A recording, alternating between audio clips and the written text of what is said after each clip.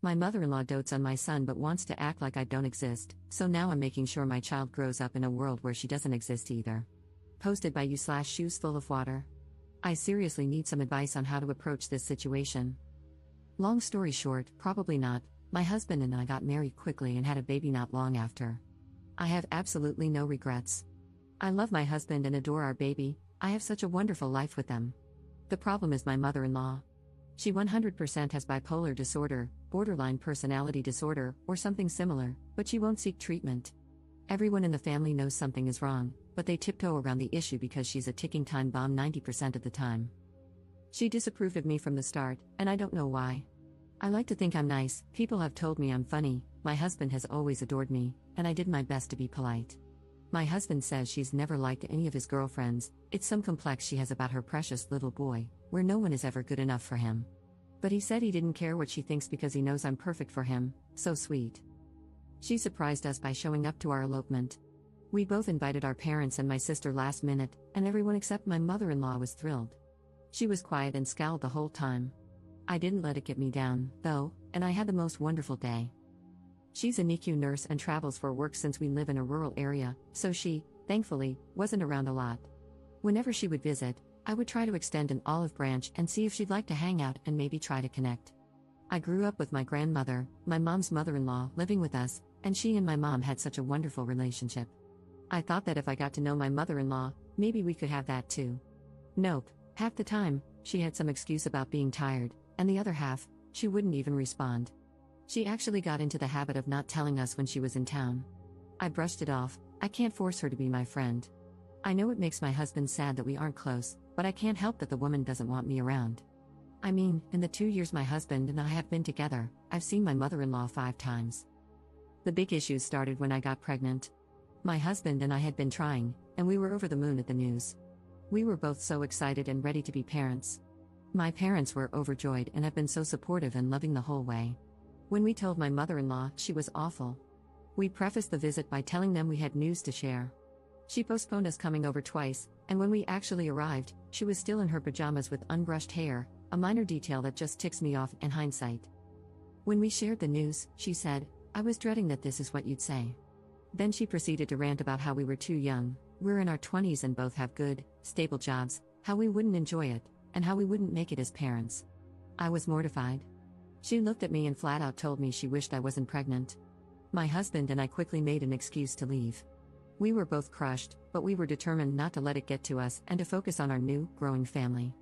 My father-in-law, who I won't talk about much but is a total doormat, texted my husband a half-baked apology, saying his mom needed time. After about a month, she sent me a long-winded text that was less of an apology and more of an excuse. She brushed over her cruel words and said she was simply blindsided by the news and now is so excited to be a grandmother. I didn't respond. The next interaction came on the 4th of July. We told them I was pregnant in April. I was several months along and was so hungry all the time, but the smell of cooking meat would make me so sick, it was awful. Also, I have celiac disease, so I'm used to bringing my own alternatives to people's houses to accommodate my food restriction. My in-laws, my sister-in-law, who lives in Arizona, many hours away from us, and a couple of my sister-in-law's friends were in town for the 4th. My parents invited us to their house, and we happily accepted. My in-laws never reached out about plans. My husband texted them the day before to see what they were doing, and my father-in-law said they were having a barbecue and wanted us to come. My husband asked what food would be served. With my dietary restriction, the only thing I could eat would be a plain hamburger patty, but I was worried it would make me sick during pregnancy. My husband, I didn't ask him to do this, he was just in protective of my pregnant wife mode, asked if there was anything I could eat. My mother-in-law responded by saying she hadn't really thought about me and was more concerned with catering to my sister-in-law's friends. My husband asked if we should bring food for me, and they said no, that the barbecue was supposed to be a special thing and they had some chips I could snack on. Keep in mind, I'm 4 months pregnant at this point, and my choice was a whole meal that my parents made that I could eat or chips. I texted my mother-in-law and politely declined the invitation, telling her that in the future, if she wanted me to attend events centered around food, she should either provide something I could eat or give me some notice so I could bring my own. She lost it. She didn't respond to my message, which my husband agreed was appropriate and polite, but texted my husband nonstop about how cruel and cold I was and how I had ruined her holiday. I texted her, saying that if she was upset with me, she should talk to me, not my husband. Furthermore, I told her she had established the precedent that we weren't friends and that I didn't want to be her friend, but I did want her to be nice to me. I even said that if she wanted a relationship with my child, she needed to behave. Was this blunt? Yes, but I didn't curse or say anything derogatory. I said what she needed to hear because no one else in the family would check her behavior. She never responded, and to this day, I don't recall her ever texting me again. She eventually made a group chat with my husband and me, but she would only talk to him, specifically addressing him in messages. I didn't speak to her for months. She never checked on me during my pregnancy, not even once. She would feign interest by texting my husband about how I was doing, but I found that very performative. If she genuinely cared, she could have texted me once in 9 months. My baby was born big and healthy in December. He's the light of my life. By this time, my mother-in-law and father-in-law had moved to Arizona because the warmer weather agreed with her more. And the distance? It agrees with me. She says she wants to visit, but I don't want her to. What should I do? I feel moments away from losing it but don't want to start a fight for my husband's sake. Edit. I completely forgot about something. We live in a small town, so it's not unheard of to run into literally everyone you know in public. When my in-laws were still living in town, I would see them every so often with my husband. My mother-in-law was always so sweet when my husband was around. But one time, I saw her at the grocery store by myself. I smiled and waved and started turning my cart to go say hello, and she glared at me and stormed away. I couldn't believe it. My husband and I were already married at this point, and this was after masking restrictions were lifted, so she knew it was me. Update 1 month later. Hello all, I want to thank everyone for their love on my last post. It helped ease my mind a bit to know that I'm not totally crazy and that my mother-in-law's behavior isn't okay. After my post, I thought about everything you all said and talked to my husband. Family is very important to him, and he definitely had some pushback on the idea of our son not being allowed to see his family. We went back and forth about it, and I finally told him I was fed up with him not defending me in the face of obvious disrespect. After a long while, I finally think I got through to him, and he agreed to speak to his parents. I'm on the fence about whether I should be a part of the conversation. Here's my thinking: if I'm not there, my mother-in-law has the opportunity to twist my words and worm her way back into my husband's head. When we first got married, my husband often sided with his parents, saying that I didn't do enough to form a relationship with them and that I just need to forgive my mother-in-law and let it all go. It was awful, and I hope it doesn't start up again because it was hard feeling like my husband wasn't on my side. If I am part of the conversation, I worry I will totally lose it on my mother-in-law and nothing productive will happen. Like I mentioned in my last post, I have never spoken a cross word to this woman, even when she told me she wished my son didn't exist. I have bitten my tongue and played nice for years now, and I'm so sick of it. Apparently, she has been putting on the waterworks for my father-in-law, and I worry she will cause a scene to try and get everyone on her side. I just won't stand for that. I know I can be civil, but it would be the ultimate test of my patience. In better news, though, the FaceTime calls have ceased, and my husband is no longer sending pictures and updates of our son to her.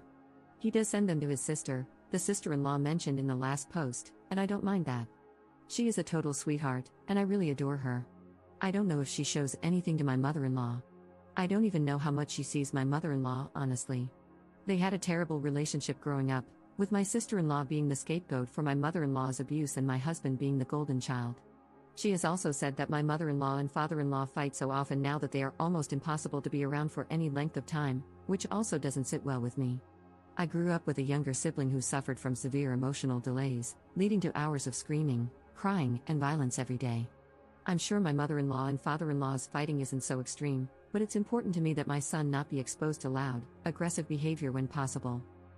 In slightly worse news, my husband is upset again about our son not being allowed to see my mother-in-law until we, or just my husband, talk to her. He started throwing around concerns about grandparents' rights, which he doesn't fully understand. Grandparents' rights are typically only invoked in custody battles, which my husband and I don't have, as we are married. Also, they don't apply to children under the age of 2. Our son is 6 months old, and require an established relationship. My mother-in-law has seen my son once when he was a newborn. Even if, a strong if, any of them try to take me to court over this, they will lose.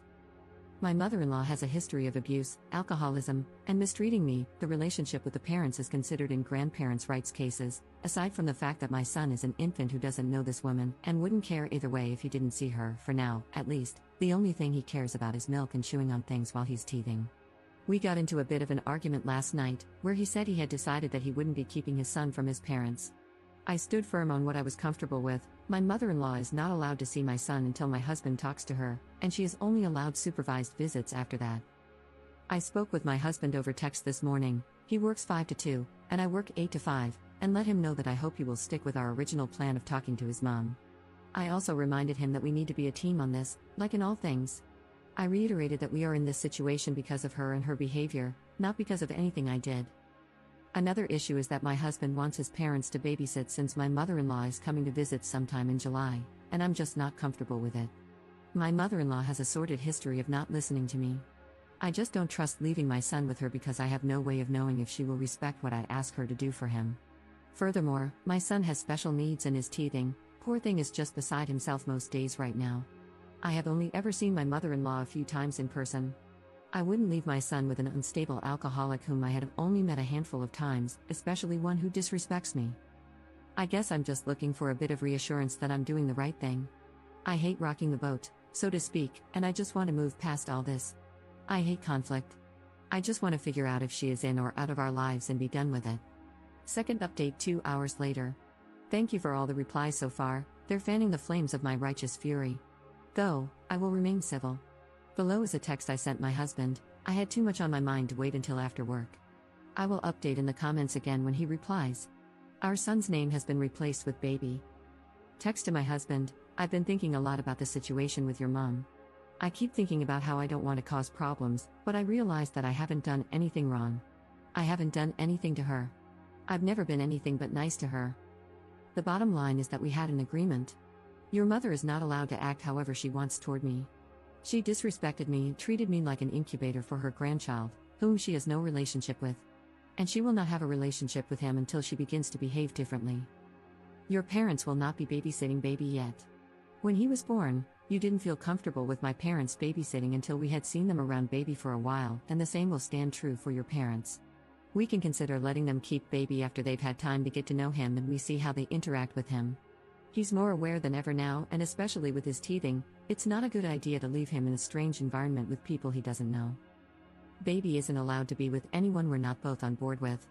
If I came to you and said, hey, I'm going to leave baby with an unstable alcoholic you've only met a few times, and there's nothing you can say or do about it, you would flip out, understandably so. You can't do that to me. We are supposed to be a united front in our decisions with baby. It's completely unfair for you to flip-flop on me like this. 1 minute you're the supportive husband who has sympathy for my position and wants to put our family first, and the next minute I'm a witch who is incapable of forgiveness and the whole situation is my fault. You need to pick a side. It's either me and baby or your mother. I'm tired of waiting for you to defend me. I'm your wife, and he is your son. At the end of the day, your mother is the problem, not me. She caused all this, her behavior, her actions. She's an adult, and she made her choices. Now she has to live with the consequences. I've been patient, I've been polite, I've been flexible. I allowed her to see him when he was born, and that didn't change anything. She needs to figure herself out before she's allowed to see our son. Again, thank you, everyone. It feels good to feel less alone on this issue. Mini update 4 hours later. My husband's response can be summed up as this: he thinks the relationship between her and me can be repaired. He didn't say anything about her responsibility in repairing the relationship. Apparently, he never agreed to keeping our son from her, which isn't true. We had a long discussion about it and both agreed it would be best to have some distance between her and our son until we had a chance to speak with her.